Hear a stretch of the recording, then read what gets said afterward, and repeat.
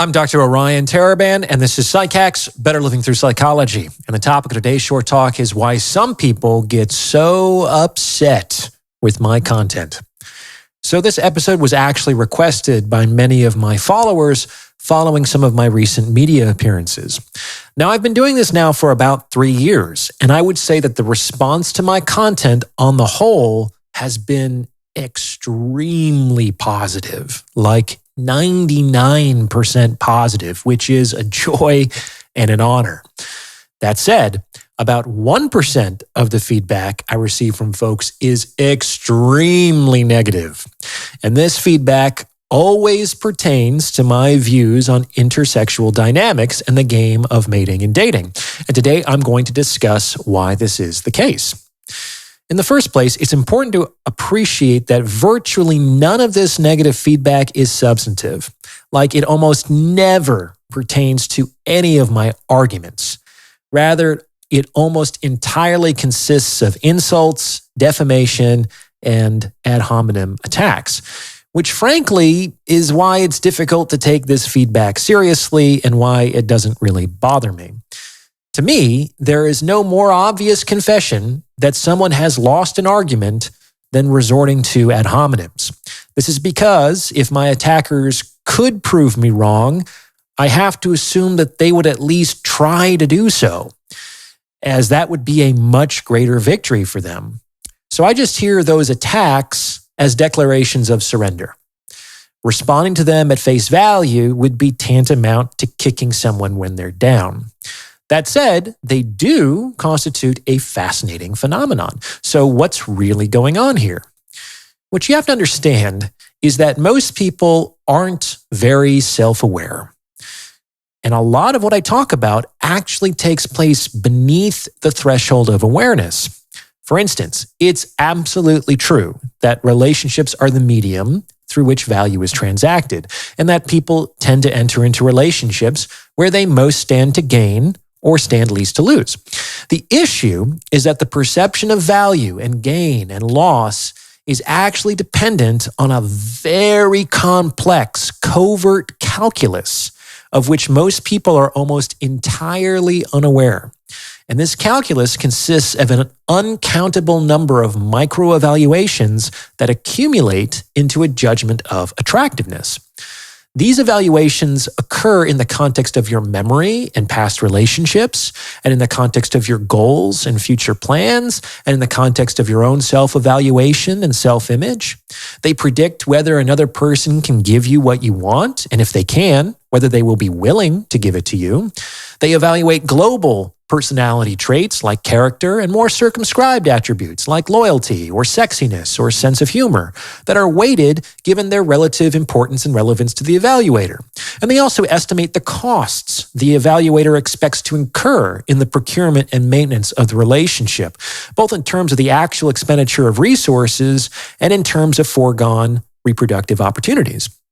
And all of this occurs beneath the threshold of awareness in large part. Very few people are going to consciously think to themselves, I've decided to enter into a relationship with this person because I believe it will be a net gain for me, in that the benefits I expect to receive will significantly exceed the costs associated with acquiring them. Like, that sounds cold, calculating, and inhuman. But if we were to pop the hood and examine the components of a person's decision, this is what we would find. It sounds psychotic to verbalize, but it accurately reflects what's going on beneath the surface. So what happens in the vast majority of cases is that the final calculation gets transmuted into a feeling. For instance, when this covert calculus predicts that the value of a certain relationship is going to significantly exceed its costs, people don't think to themselves, this is a beneficial transaction for me. They think, I'm pretty excited about this person. She's great. I think she might be a keeper. On the other hand, when the calculus predicts that the value of a relationship is not going to significantly exceed its costs, people don't think to themselves, this is a wash and therefore a loss to me as it is preventing me from entering into more personally beneficial transactions. They think, she's a really nice girl, but I feel like something is missing. Or I'm just not sure. I guess I could make it work. And of course, when the calculus predicts that the costs of a relationship will significantly exceed its value, people don't think the benefits I receive in this transaction do not justify its expense. They think, ooh, not if you were the last man on earth. Or, I think of us more as friends. What happens is that this value calculation gets transmuted into an emotion, which motivates people to either approach and invest or withdraw and avoid. People are aware of this emotion, but not what aroused the emotion. Most of the time, that isn't an issue. However, if you want to understand how people actually make decisions, you have to hack into this deeper process. Now, before I go any further, if you're liking what you're hearing, please consider sending this episode to someone who might benefit from its message, because it's word of mouth referrals like this that really help to make the channel grow. You can also hit the thanks button and tip me in proportion to the value you feel you've received from this episode. I rely on your support to make all this happen. I really appreciate it. I will also soon be starting a weekly newsletter, so if you want to opt in, you can do so on my website. Finally, if you're thinking of going to grad school, you need to check out my top-rated GRE study program at stellargre.com. Okay, let's get back to it. Now, I guarantee that people enter into relationships with their perceived best options. Like, it wouldn't make sense to argue that people would forgo a better opportunity for a worse one. Our genetic line would likely have stopped ages ago if that were the case. So if people enter into relationships with their perceived best options, then the perception of value is at the heart of why people enter into relationships. It's also sufficient to explain a great deal of behavior, especially a great deal of the bad behavior in the sexual marketplace. Everything from divorce and monkey branching to ghosting and infidelity. Now, the folks who are critical of the economic model of relationships, they still make decisions every day about who they spend their time with and with whom they enter into relationships. And these decisions are predicated on the perception of value. But here's the thing. Many of the things that people value are not socially acceptable or politically correct. For instance, there are plenty of men who married the hottest woman they could get. That's it. That was the primary criterion. And there are many women who married because they were afraid that they'd end up alone if they didn't. Like, they didn't really like the guy or certainly not love him. They just were afraid. And that's what motivated them to enter into that relationship. So people hide these reasons almost always from other people, but very often from themselves. A lot of people haven't done the work to integrate the socially unacceptable parts of themselves, especially given our current topic of discussion, their superficiality and their selfishness. They would like to believe that these parts don't exist inside of them, which just isn't true. However, in the absence of integration, they can really only deny and disavow these aspects of their personality. This makes it likely that they won't come into emotional contact with these distressing parts of themselves, but it doesn't actually neutralize the negativity, which is really only possible through integration. Instead, this disavowed negativity gets projected onto other people who are abstracted and dehumanized to facilitate the projection, hence the ad hominems and the insults. The tragic misunderstanding occurs when people attempt to eradicate their own projected negativity or evil by destroying the person on whom the negativity or evil was projected. Such people attempt to purge their own darkness by cleansing the world of anything that reminds them of the disavowed portions of themselves.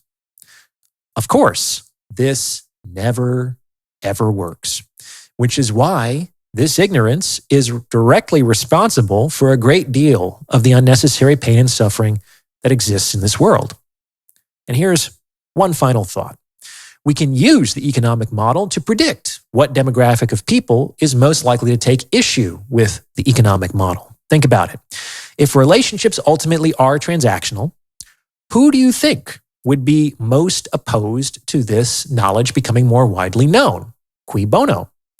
Those who typically benefit less from a mystified transaction, or those who typically benefit more? Without a doubt, it would be those who benefit more who would take issue. And who typically benefits more from a relationship according to the economic model? Women. Whereas women mate and date for gain, men must resign themselves to mate and date for acceptable loss. However, not all women benefit from relationships equally. What subsection of women typically benefits the most according to the economic model? Older women. Older women are very, very expensive. For instance, a 50-year-old woman no longer has any direct reproductive value, and she likely has finished raising any children she did have. She will also have become significantly less attractive as a sexual partner as she ages. Many of the goods for which men transacted their commitment will have ended by this time. However, men are still expected to provide provisioning and resources and exclusive commitment to these women for the rest of their lives. You might argue that this is due recompense for what these women did in the past, but those men probably did a lot in the past too. The upshot is that men are expected to pay the same price for a depreciating reproductive opportunity, which functionally renders that opportunity increasingly expensive as a function of time.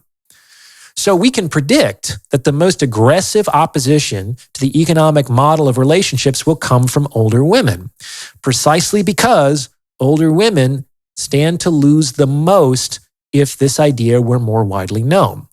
And if you observe who responds most obstreperously to my ideas online, you will find that this is exactly what happens. What do you think? Does this fit with your own experience? Let me know in the comments below. And if you've gotten this far, you might as well like this episode and subscribe to this channel. You may also consider becoming a channel member with perks like the priority review of comments or booking a paid consultation. As always, thank you for listening.